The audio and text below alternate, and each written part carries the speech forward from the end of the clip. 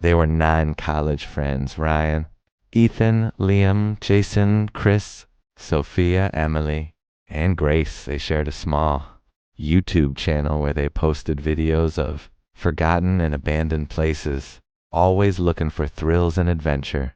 This trip was supposed to be their best yet.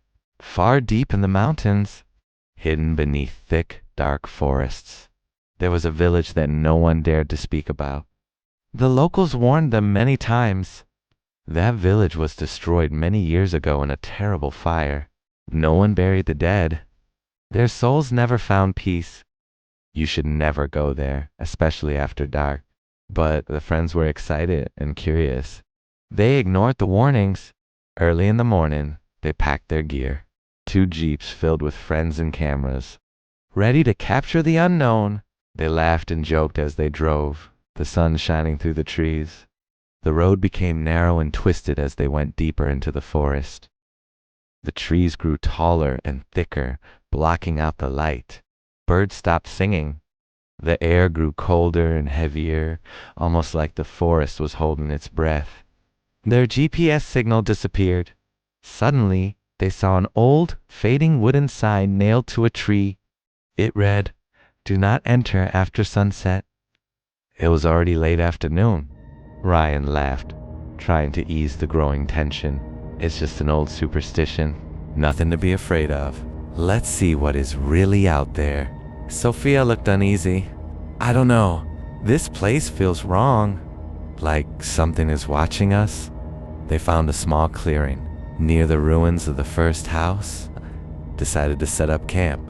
The house was little more than charred wood and broken stones, with thick vines crawling all over it.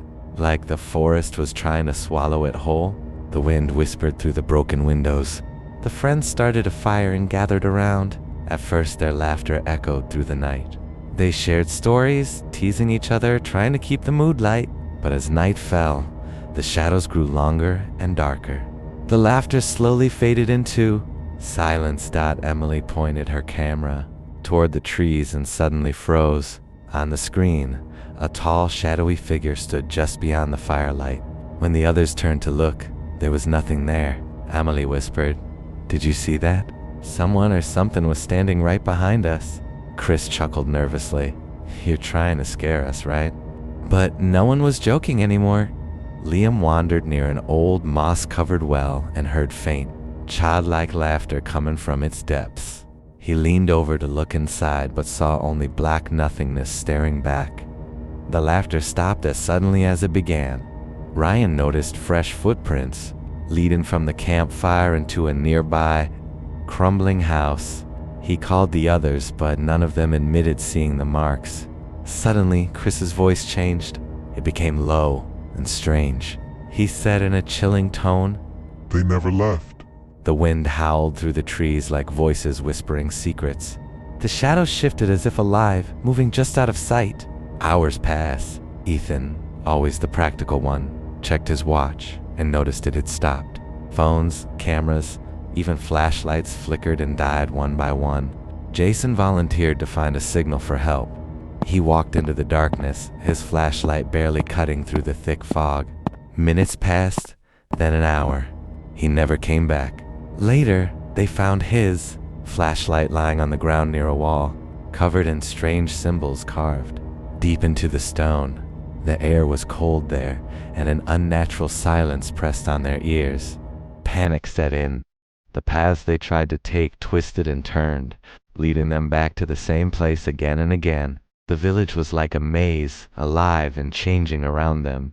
Grace, tears streaming down her face, whispered that she saw faces in the mystical faces, pale and watching from just beyond the trees. Chris collapsed on the ground, whispering over and over, "We burned."